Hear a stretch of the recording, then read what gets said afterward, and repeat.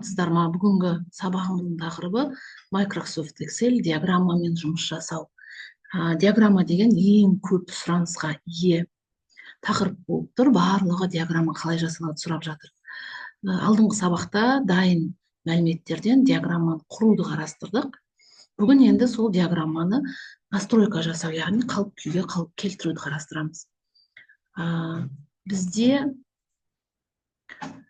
2025 жылға фирманың табыс мөлшері берілген, яғни кесте бар менде, яғни қандай да бір өнімді сатудан түскен сома, ақша сомасы миллион теңгемен берілген, және осы сатудан түскен сомадан фирма қанша табыс тапты.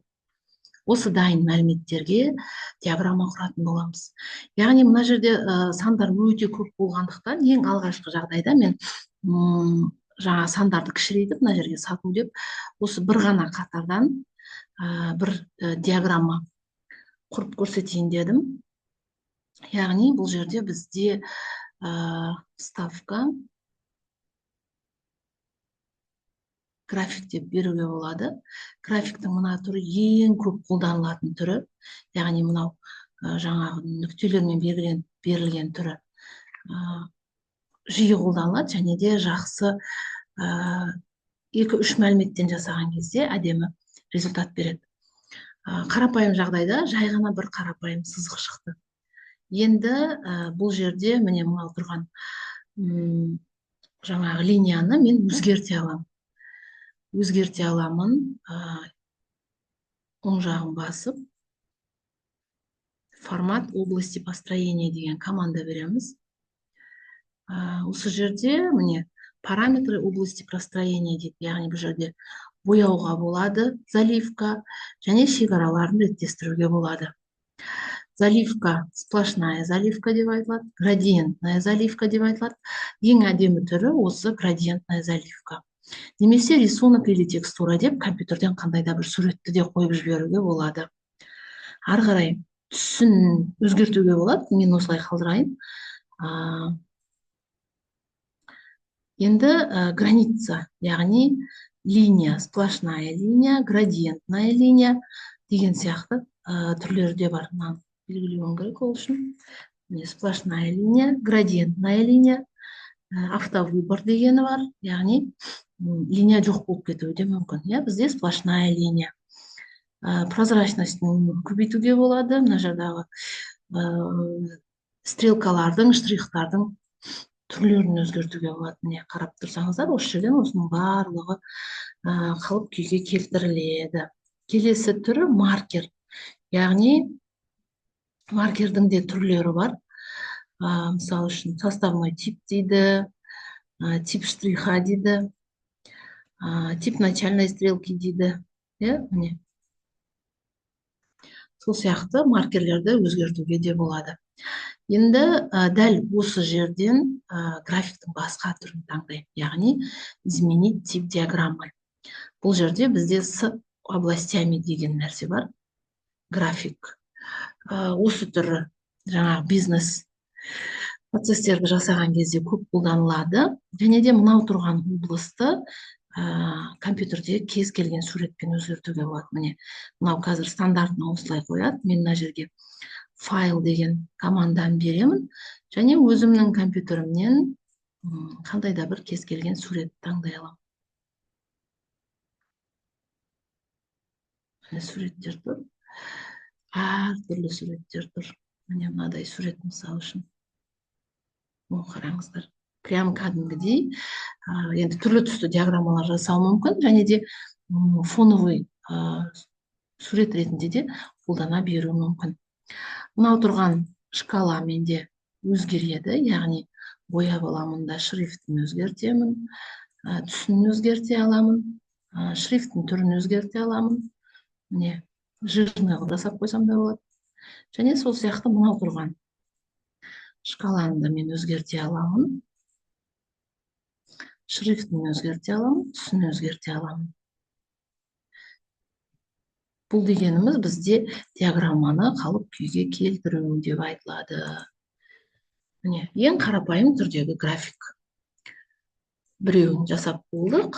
Енді мына бастапқы берілген өзіміздің суммамыздан тағы да бір диаграмма жасап көрейік.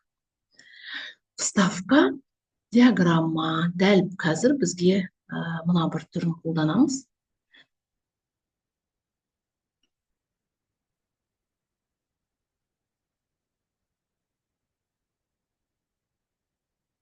Былай жасауға болады. Былай жасауға болады. Осы түрін таңдайық. Так.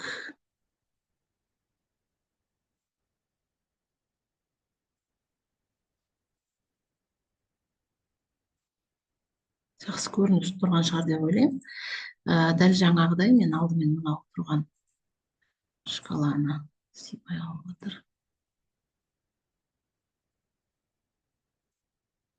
Үлкейте саламын. Сосын мынау тұрған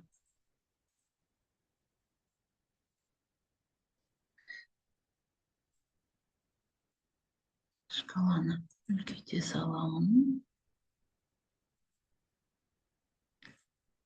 Так. Енді бұл жерде не көрсеткіміз келді? Мұнда мынау тұрған қатарды басып, формат ряда данных. Мен мышканың жағын бастым. Қараңыздар, формат ряда данных деген команда бердім.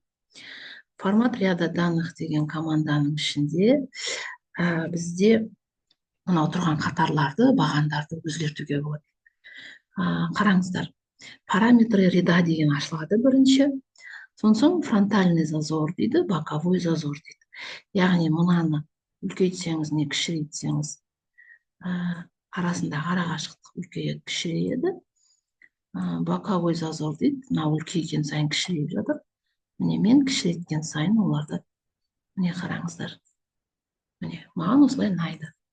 Соң түрі фигураның прямоугольник. Бастапқы таңдаған кезде пирамида таңдауға болады екен. Усеченная пирамида, цилиндр.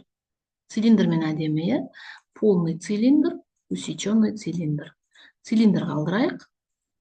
Мыналарға да цилиндр,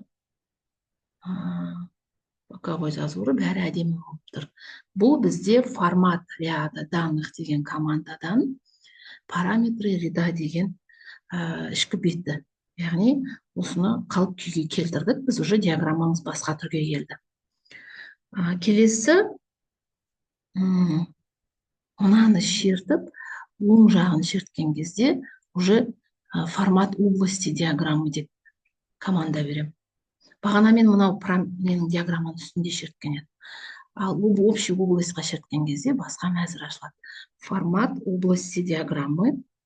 Бұл жерде заливка таңдауыма болады. Сплошная заливка бүкіл обласын бояйды. Градиентная заливка деген жаңағыдай түстерді ауыстыра отырып бояйды. Қалдырсақ та болады, алып тастасақ та болады. Бағанағыдай рисункпен бояуға да болады. Енді бұл жерде ол артық болады, қажеті жоқ. Ары қарай граница дейді. Осы жерде әдетте көбінесе нет линий деген қолданылады, яғни алып тастайды сызықты. Осыдан бізде жаңағы диаграммамыз атау береміз. Яғни мынау тұрған атауды көшіремін де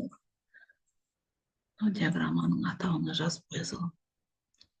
Шрифтін өзгертуге болады, размерін өзгертуге болады. Міне 2025 жылға фирманың табыс мөлшері деп қойсақ болады.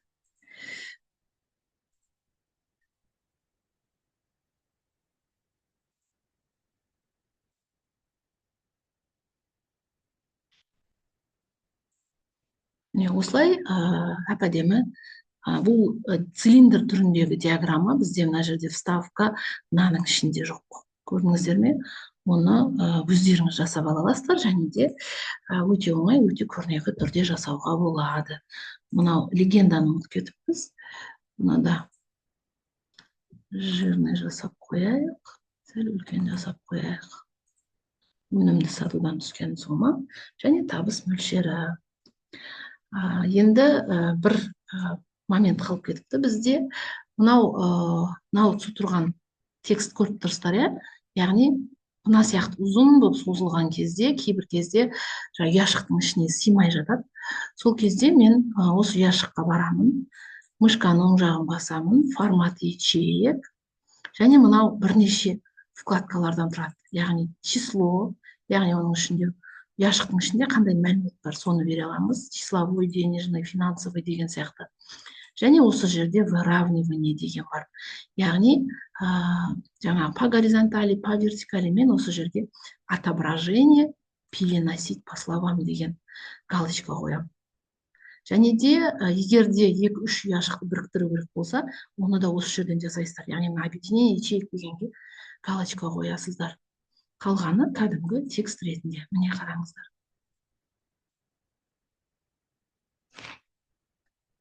Жаңағы симай тұрған мен текстім бір ұяшықтың ішіне.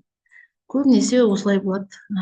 Жаңағы сөз жазған кезде былай ұзыннан симай мына жаққа қарай кетеді де, оны бір ұяшыққа сыйғызу керек болатын болса, переносить по словам деген команда береміз. Назар қойып тыңдағандарыңызға рахмет. Сау болыңыздар.